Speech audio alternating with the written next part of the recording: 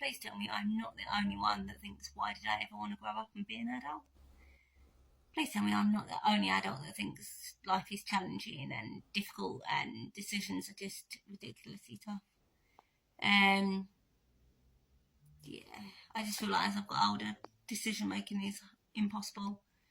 Like, don't get me wrong, like in general, I'm really ridiculously indecisive. But then I also like to think I'm not. I'm quite chill, go with the flow, but no, like I'm really bad with decision making. However, whenever it's come to my health, I like to think I've been pretty good, pretty decisive with that. However, yeah, I had an appointment yesterday that I was due to have in November, but due to tube strikes, thanks TfL, much appreciated, and like a couple of cancellations from the hospital's end. It only just happened yesterday. We have agreed my Baha is coming out. After 9 years, it's coming out. It's going. I cannot wait. I'm so excited. Like, a lot of emotions though, actually, which I wasn't expecting. Because, yeah, I don't know. I think in a way, like, I've had my Baha since I was 18. I've had nothing but problems with it for like 9 years. 6 years of like infections, pain, overgrowth of skin, continuous like problems that, you know, it was just ridiculous. I just spent, you know, those 6 years in and out of hospital, with like no answers as to what was going on, just constantly given like antibiotics all the time that just didn't work, that I became immune to, you know, hospital admissions because of pain, whatever. After 4 years of that, I sort of said to my consultant at the time, I can't do this. It's too much. I can't cope like this. It's, you know, life's not worth living like this. I can't just be constantly on antibiotics, finishing antibiotics and then getting another infection. It's just, yes, infections are a known risk with Bahas, but like I seem to have got the short straw and went from getting one every couple of months to like twice a month. You know, all the way up to like getting an infection, getting rid of it, and like with antibiotics, and then it being back within a couple of days, a week later. Yeah, so glad it's coming out. Like, can't wait to see the back of it. You know, to be pain free. Yeah, like after those 4 years, I sort of said to him, like, obviously it was too much, needed to do something, and he eventually, 2 years after that, decided, yeah, he would do a revision surgery to try and correct whatever was going on. It didn't. It's made things like a lot worse. You know, I came around from that operation with a lot of pain, sensitivity that 3 years on hasn't gone. It's still there. On good days, I don't know if you can see it from this angle. On good days, it's just under the base of it and to the right hand side of it. But on bad days, like it can be anything from here, like the right hand side of my forehead, all the way across to my ponytail, down here, around the abutment, like the back of my head, behind my reconstructed ear. Like this is all fake. All down my neck, blurred vision, sickness, headaches. Yeah, blurred vision, no appetite, can't get off the sofa. Like, not necessarily all of those in one go. Some days it is everything. But yeah, nothing touches the pain. So yeah, glad it's coming out for that reason. But equally it is a bit sad because like I feel like I'm no further forward than when I was 16.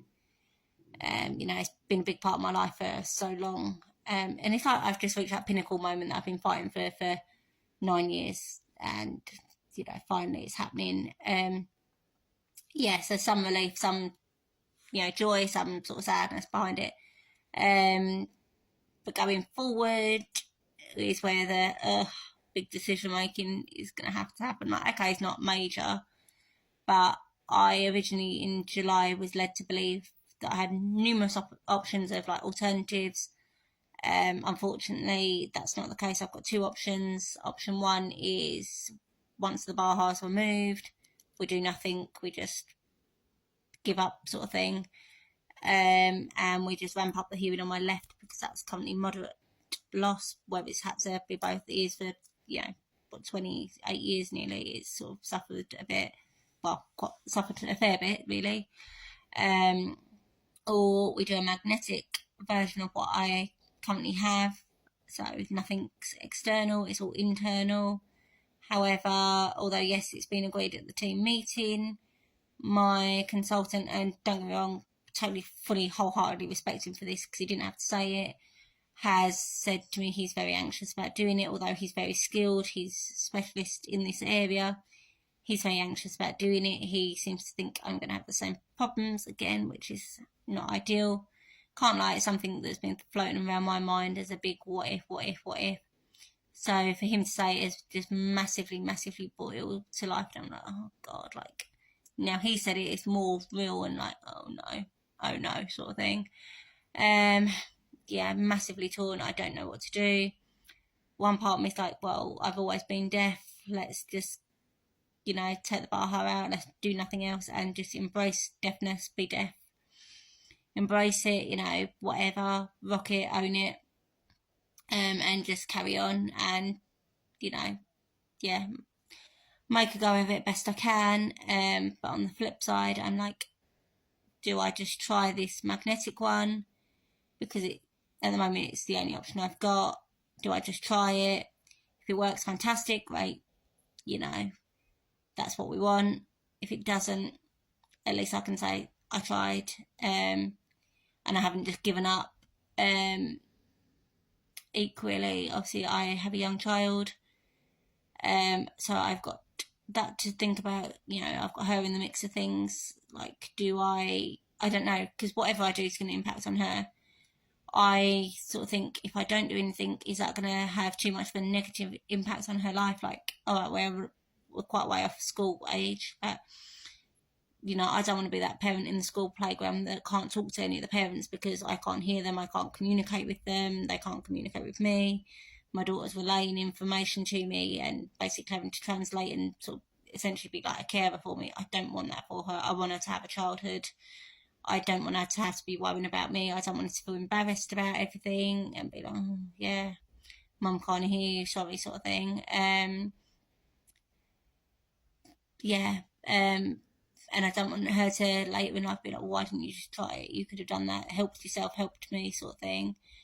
But flip side of that is, obviously as well, the world is not deaf aware, it is not equipped for deaf people. It is just very much hearing dominant, and it's just, I think I'm realising the issues more as I'm getting older. Like, I could ramble about that for hours, I won't, but I could. But yeah, the flip side of me is like, well, do I try it? If it works, fantastic. If it doesn't, get it out. But then I don't want to have like 9 years of issues again, like I have with this one. And it's to be like, I told you so, I don't know. I mean, I do sign, so that is an option that I go deaf, and not go deaf because I'm deaf anyway. And I just sign and, well with that. But the only thing is my parents don't know any sign, they don't sign at all. I'm not fluent, far from, like, I would never say I'm fluent. It's not my first language, sort of thing. Yeah, very torn. I don't know. I'm really conflicted, really confused. My head is swimming with thoughts and I don't know what the right thing to do is. Part of me is like, do I listen to medical advice and just go against it? But then I don't want my daughter to think I just gave up and I haven't tried. I don't want to not try it and it works, but then I don't want to end up in a lot of pain and discomfort and suffering, and and that could be a space somebody else that hasn't got any hearing implant could have had, and it could work for them rather than just wasting like NHS resources, money. I don't know, a hell of a lot to think about, and I'm so confused, so conflicted. Like, I don't know. I know there's no right or wrong answer, but help. What do I do? I don't know. I don't know. I could cry because I'm happy, but I could cry because I'm so confused. Yeah, a lot to think about. A lot going on, but we will get there, hopefully. Well, I will, but yeah. I don't know, just, yeah. I don't know, basically. Why did I want to grow up? Why did I want to be an adult? Why? Just why?